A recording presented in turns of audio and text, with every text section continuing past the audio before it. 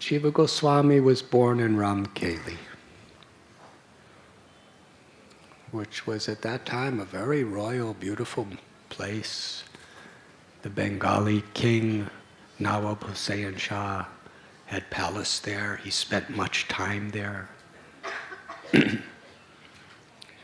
Jiva Goswami's father, whose name was Sri Ballabha, and his uncles, Sakar Malik and Dabir Khas, were coming from very, very exalted Brahmin families from Karnataka.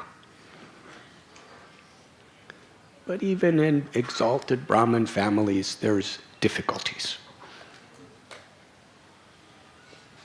So some generations before they were born, there was a conflict between brothers, and their forefathers left Karnataka and ultimately went to Bangladesh and Bengal.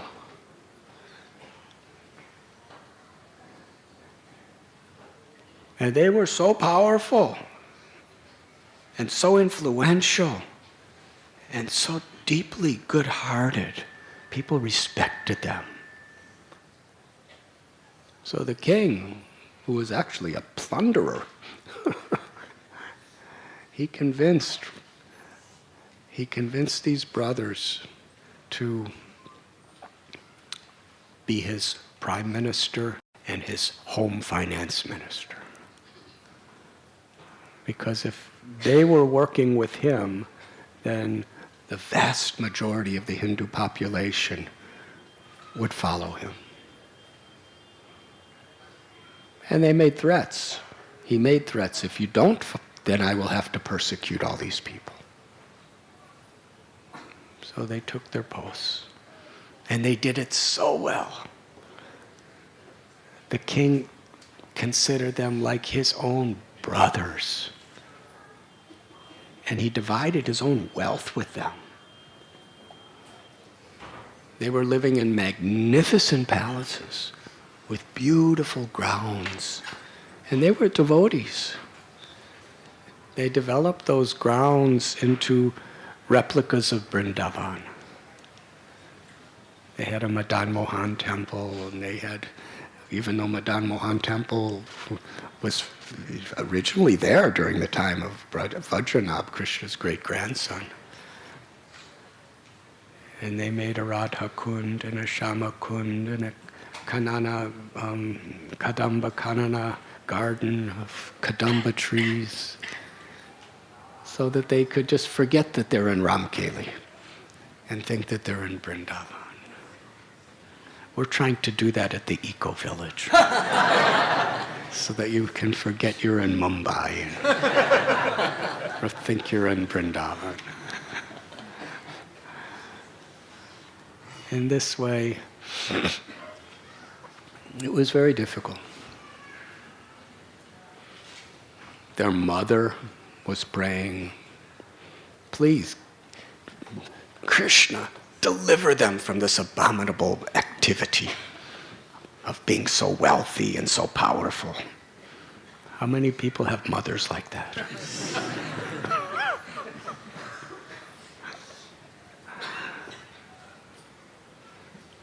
But they heard about Lord Chaitanya. And because of the depth of their devotion, even though they were helping this very powerful Mughal king, who was not a nice person at all, in their hearts, they were going through the acts of doing it, but actually they were so deep and compassionate. They made assembly halls and would call devotee scholars from all over the place, and they would have conferences there. When they would speak, their hearts would melt. The wisdom, the knowledge, the devotion, the love, the compassion, and the humility. Even the least significant apparent guests that would come, they would personally welcome them with so much affection and so much respect. because that's who they were. They were seeing everyone as Krishna's children. And the way they respected and honored people actually gave those people, even if they were very distracted by material ego and material depression, whatever it may be, just because these two great souls, Dabir Kas, Sakar Malik, and Sri Ballabha, because they honor them, they could think, there must be something good in me.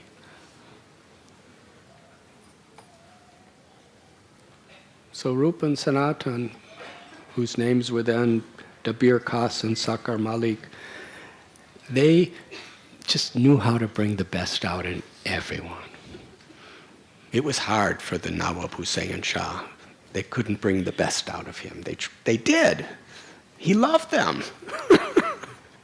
He didn't love anybody else practically, but he loved them. But still, he didn't love anybody else hardly. He was very attached to plundering and conquering. And ultimately, because they had such sincere and devoted hearts, Krishna reveals himself by his grace. They could understand that Lord Chaitanya was their beloved Krishna.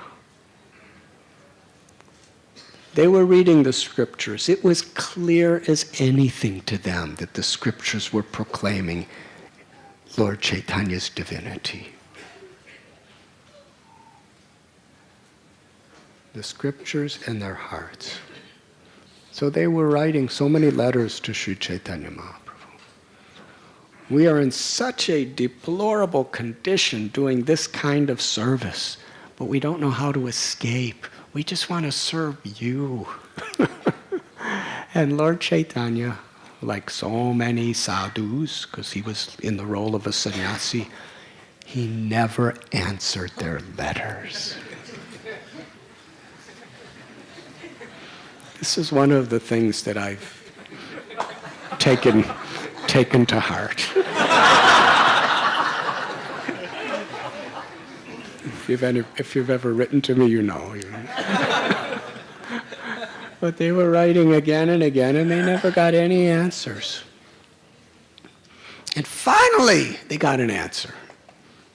It was just one line. Just said, if a wife has another lover, she serves her husband very nicely.